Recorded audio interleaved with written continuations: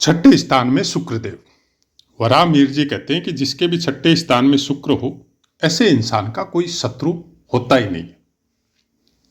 अब बाकी चर्चा बाद में करेंगे, ये काल पुरुष की कुंडली अनुसार था। हम लोगों की चर्चा है कन्या लगन की। कन्या लगन में शुक्रदेव धनेश और भाग्येश दोनों होते हैं। तो धनेश अगर आपके छठे स्थान में हो और शुभ ग्रह हो तो शत्रुओं से भी धन लाभ प्राप्त करता है। पाप ग्रह हो तो फिर उसके फल थोड़ी अलग तरह से आते हैं, संघर्ष होता है आदमी को। भाग्येश अगर छठे स्थान में हो तो भाग्य के मामले में कुछ रुकावटें आती और कहीं ना कहीं शत्रुओं से भी थोड़ा बहुत पीड़ित होता है। तो कुछ अच्छा कुछ खराब, इसी तरह का फल कन्या लगन में शुक्र वालों को प्राप्त होता है। अब छठे स्थान में शुक्र देव का होना प्रायकर अच्छा नहीं माना जाता, क्योंकि छठा स्थान कुछ इस तरह के रोगों का है जैसे काम, क्रोध, मद, लोभ, लालच, मत्सर, जितने भी ये षड्रिपु है उन सब का कारक छठा स्थान है। उसके अलावा संघर्ष का कारक छठा स्थान है, कंपटीशन एग्जाम का कारक छठा स्थान है। और फिर भौतिक शत्रु जो बिना मतलब आपके साथ बनते हैं वो भी छठे स्थान से देखे जाते हैं। ऋण, एक ऋण है आध्यात्मिक ऋण, कि कौन कौन से ऋणों से युक्त होके आपने इस धरा पे जन्म लिया, जैसे मातृ ऋण, पितृ ऋण, भातृ ऋण, पुत्र ऋण, पुत्री ऋण और वंश ऋण, वंशानुगत भी ऋण रहते हैं। तो ये जितने भी ऋण है, और भौतिक ऋण, किसी से आपने पैसा उधार लिया और समय पे चुकाया या नहीं चुकाया, उसका भी कारकत्व छठे स्थान में है। और रोग जो हमने आपको बताए वो आध्यात्मिक रोग है, और उसके अलावा भौतिक रोग, शरीर में कोई बीमारी है, उन सबका भी कारक छठा स्थान है। तो छठा स्थान आपके शरीर को, आपके मन को और आपकी आत्मा को, तीनों को डिस्टर्ब करता है। और यहां पर क्रूर ग्रह हो तो फाइट करने की एबिलिटी आपको ज्यादा देता है। कि मान लीजिए कोई शनि वगैरह की दृष्टि यहां पर आ रही है तो इन सब ऋणों से छुटकारा मिलता है। भौतिक दृष्टि से, आध्यात्मिक दृष्टि से आदमी बहुत विचलित रहता है, मन माफिक उसका कोई काम नहीं होता है। तब आदमी डिस्टर्ब रहता है दिमाग से कि आज उसकी इच्छा हुई कोई चीज की, वो पूरी नहीं हुई, और वो पूरी हुई बहुत समय बाद में। तब तक वो इच्छा का मतलब इफेक्ट ही खत्म हो गया था। तो ऐसा कुछ चीज अगर छठे स्थान में आपके शुक्र देव है तो आपको धन के लिए धनी तो बनाएगा लेकिन संघर्ष बहुत करवाएगा। आपके शरीर में रोग तो होंगे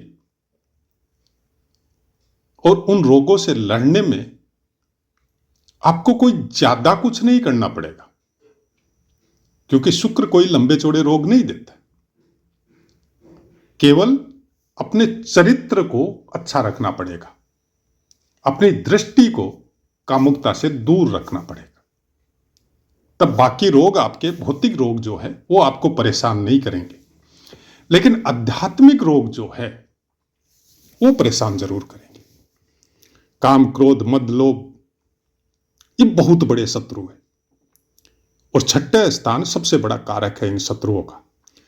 और जब धन का स्वामित्व लेके छठे स्थान में शुक्र विराजित होते हैं तो इन रोगों की थोड़ी भरमार करवा देते हैं।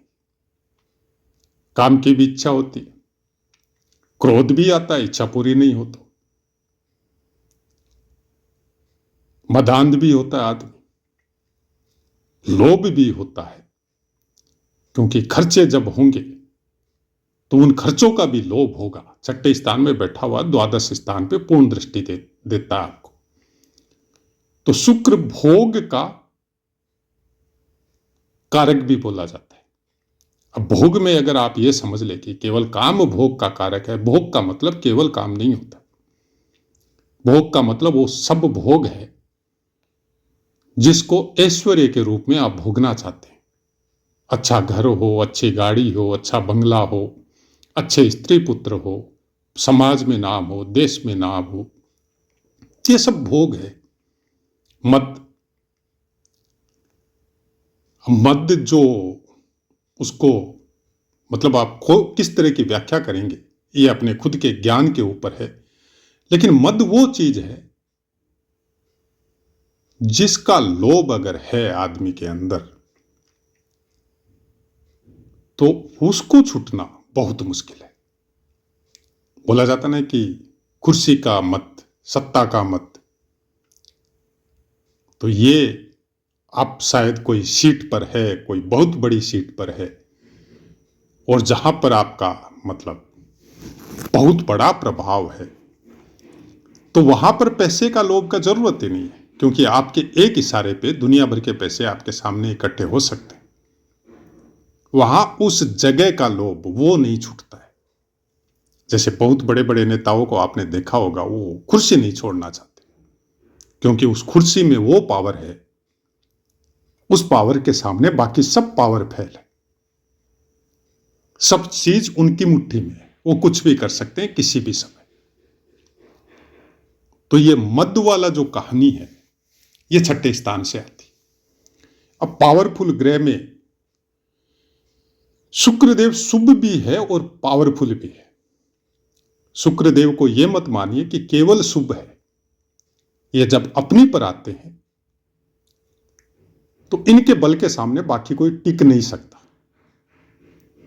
बल के मामले में, काम शक्ति के बल के मामले में बाकी कोई शक्ति काम नहीं करती। आप दुबले पतले हो सकते हैं, लेकिन अगर वो शक्ति आपके अंदर पूरी तरह स्वस्थ अवस्था में विद्यमान है तो फिर उस शक्ति के सामने बाकी शक्ति का कोई मूल्य नहीं रहता। इस शक्ति को दबाने में केवल सूर्य देव की शक्ति है, बाकी कोई शक्ति इसको नहीं दबा सकती और किसी के वश में नहीं आता है शुक्र। न गुरु इनका कुछ बिगाड़ सकता है, न शनि बिगाड़ सकता है, न चंद्रमा बिगाड़ सकता है, कोई नहीं बिगाड़ सकता। अगर पूरी तरह स्वस्थ अवस्था में आपके पास अगर वो शक्ति है तो। नहीं है, डिस्टर्ब हो चुकी बचपन में, जवानी में, तब एक अलग मैटर करती। अब इसी शक्ति को रोकने के लिए अलग तरह के उस समय के विद्वानों ने आश्रम बनाए थे। दो ही शक्ति काम करती है आपकी जन्म कुंडली में और भौतिक शरीर के ऊपर, जिसको एक बोला जाता है मन और दूसरा बोला जाता है ब्रह्मचर्य। मन को कंट्रोल में करेंगे तो ब्रह्मचर्य सधेगा, और ब्रह्मचर्य जब सध गया, स्वस्थ हो गया, तो बाकी फिर कुंडली की जरूरत नहीं पड़ती। फिर आदमी जो चाहता है वो प्राप्त कर सकता है, क्योंकि उसके अंदर फिर उसकी विल पावर और उसकी पावर खुद की कुछ इस तरह की होती है कि जिस काम में लगता है उसको प्राप्त करके छोड़ता है। शुक्र के साथ सब कुछ जुड़ा हुआ है, बुद्धि भी जुड़ी हुई है, ज्ञान भी जुड़ा हुआ है, हर तरह का ज्ञान जो खुद उसके अंदर से पैदा होता है और कुछ ऐसे गुरुओं का सानिध्य दिलवाता है। तांत्रिक हो सकते हैं, मांत्रिक हो सकते हैं, वेद के विषय में जानकार हो सकते हैं, ज्योतिष के विषय के जानकार हो सकते हैं, या हायर एजुकेशन के संबंध में कोई जानकार हो सकते हैं। जिस सेक्टर में जाएगा उस सेक्टर में अगर आपके पास स्वस्थ ऊर्जा है शुक्र की, तो आप अपना नाम करेंगे। अब ये बोलना और सुनना तो अच्छा है, लेकिन अगर इस शक्ति को आप रोक के अनुभव करना चाहते हैं तो खुद के ऊपर कर सकते हैं कि आदमी का व्यसनों की वजह से मेंटल पोजीशन डिक्रीज हो गई, कुछ करने के पहले 1000 तरह का वहम या शक उसके अंदर है, होता है। कुछ भी करने से नेगेटिव इफेक्ट वो पहले बोलता है कि ये करेगा तो हमारे साथ ये हो जाएगा। ऐसे इंसानों को 1-2 साल तक ब्रह्मचर्य व्रत में रहने के लिए ताकीद कीजिए, या उसको बोलिए या समझाइए या करवाइए, फिर देखिए उसकी नेगेटिविटी कहां जाती है। शुक्र जिसके क्षीण होता है, कमजोर होता है, अस्वस्थ होता है, खुद रोगों से घिरा रहता है शुक्र,